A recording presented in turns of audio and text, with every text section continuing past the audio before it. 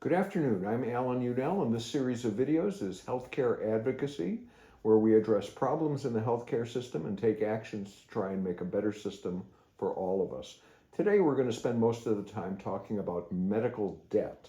But before we go too far, let me point out down below in the YouTube description box is a link to the Healthcare Advocacy newsletter, which is free. You can just sign up for that and get these email messages every day with the written text of the videos. In addition, in the newsletter are links to all the stories I mention and actions and references and analyses in case you want to dig further into this. So let's talk about medical debt. People with health insurance may represent the majority of debtors that American hospitals struggle to collect from, according to medical billing analysts. This is a dramatic change from just a very few years ago when people who had health insurance only represented about 10%, I think it was 11%, of what hospitals called bad debt. Now, in the link below, you'll find actually the analysis that was done and a link to a Guardian newspaper news story about this. Now, in 2018, 11.1% of hospitals' bad debt was from insured self-pay accounts or patients whose insurance required out-of-pocket payments, according to Kodiak Solutions. Now, by 2022, the proportion who could not or would not pay their bills soared to, get this, 57.6% of all hospitals' bad debt, from 11% to 57%. It's crazy. Kodiak Solutions, now, lest you think they're looking at a small set and it's not statistically relevant, they have access to the hospital transactions for 1,800 hospitals in the United States. That's almost a third of all the hospitals. And they looked at all of this data when they collected it in their in-house database to figure out who's not paying. Okay, well, so the cost of healthcare in the U.S., this is a perennial problem. It's a political problem as well as a kitchen table issue. It eats up more than 18% of the United States domestic gross national product, far more and often far worse health outcomes than in other peer democracies. So we pay more, we get less, and we don't cover as many people. I don't know how many times I'm going to say that. Anyway, as much as 31% of the cost of the entire U.S. healthcare system is driven by administrative costs, and 2/3 of those administrative costs, get this, billing, claims, denials, and resubmittal of claims. And I got news for you, that accounts for 25% of all the cost. And it is waste. It is just waste. Medical debt and its impact on Americans' lives is an issue of increasing political rancor. A recent investigation by the Kaiser Family Foundation, Health News, another good source for research, and National Public Radio found more than 100 million Americans have medical debt of some kind, and that debt often forces families to make heart-wrenching sacrifices. If you go down below in the newsletter, there's a link on the word sacrifices, and you can read some of those horror stories. I would point out, not all of this debt is just, I sent you a bill and you didn't pay it. A lot of times, people put that medical debt on a credit card and then can't pay off the credit card. It is horrible. Anyway, in the past, those sacrifices are driven, those sacrifices that people are making for medical debt are driven by hospitals executing extraordinary collection practices. Hospitals refer patients to aggressive debt collectors. I don't know if you've ever faced them. They're horrible.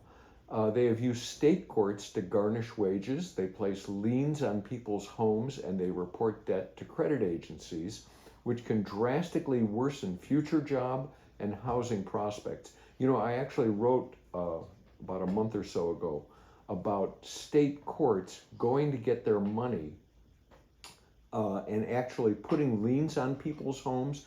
And if they have an issue with that, and they think that people are not capable of actually making decisions, which happens. Florida is a bad case for that. What they do is they declare them incompetent, and they have someone assigned to take over their assets, and they just sell the house out from under them. Other cases we've seen, a spouse will pass away in the hospital. The remaining spouse has to try and make the bills. They can't make them. They wind up losing the house. You know what? This whole system stinks. Now, there are attempts to rein in some of these practices. Billing analysts say that the attempts to rein in the practices don't address the core issue. So, what's the core issue? It's health plans that have been designed by insurance companies that force the hospitals to become debt collectors and load up consumers with large copays and huge deductibles, even when they're on employer-sponsored plans. Deductibles have come under particular scrutiny as the share of workers subject to higher deductibles has risen in the last 10 years. There's not a single definition for what a high deductible plan is, but it is common to see $1,000 or more before insurance kicks in for a single person, though costs can soar far beyond that. Deductibles are reset every year, and they are especially punishing for people who are chronically ill. You got to pony up that deductible every year. And it can go way more than $1,000. Even the Affordable Care Act plans, they can legally have deductibles as high as $9,000 for out-of-pocket deductibles and copays. It can be as legally as high as $94.50 for out-of-pocket costs. That's in addition to the premiums you have to pay. Well, some of the analysis that I referenced a little bit earlier, what they found was that if a hospital is owed $7,500 or more dollars, it's unlikely that they're ever going to get paid. They're just stuck with it. Look, all of this is just another good reason for universal health care.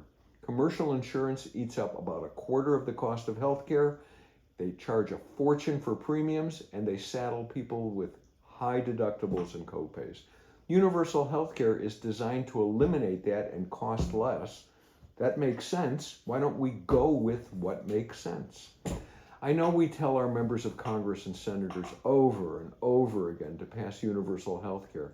But every day I open up my news and there's another good reason to demand universal health care. And you know what? They've got to hear it every day until they think their jobs are on the line for it. Okay, here's an easy action you can take. On your cell phone, go to the messaging app. You're going to send a message to 50409. And what you're going to do is type in sign, S-I-G-N, PSFPQE. PSFPQE. And here's the message you send them.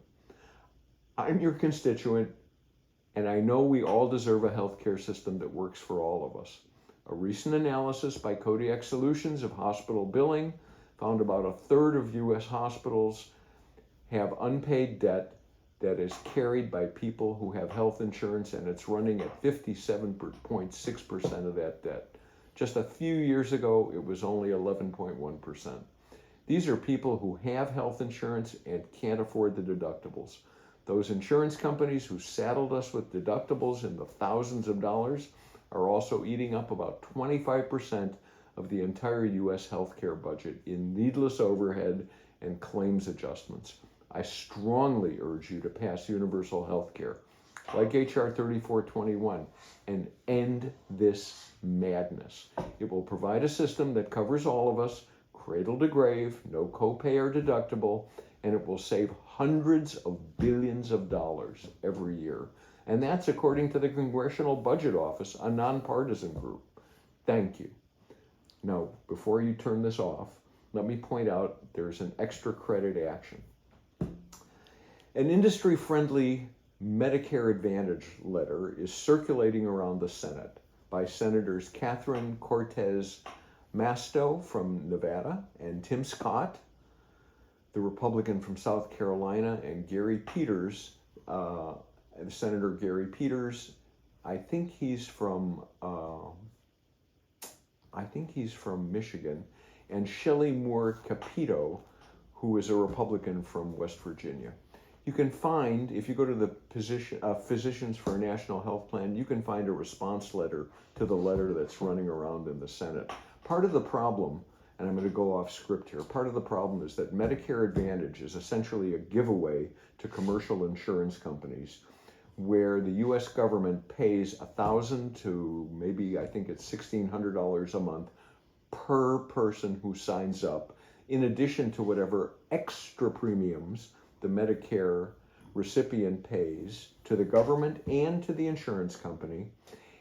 It is way too much money. They waste way too much money. They deny claims like crazy. They demand pre-authorizations. They have deductibles and copays. You know what? All it does is screw the Medicare recipient. Anyway, it's our job as activists to let our representatives, our senators know, do not sign that letter. We need to encourage them to just let it go. Now, there is, I will put in the description box, a link that you can either copy into the URL address area or click on, and it will send an email for you telling it'll find your senators based on your address, and it will tell them, don't sign the I support Medicare Advantage letter. Okay, in addition, if you want, I'll put a text in the description box and a way for you to call them, and you can call them or email them separately if you'd like to do that. That's what we've got for today. If you go below, you can click on the like, the share, please subscribe. The other thing is, if you have comments or topics you would like researched, let me know. You can either put it in the comment area, or you can send me an email at healthcareadvocacy1, all one word, @gmail.com. Okay, that's what I have for you. Talk to you tomorrow.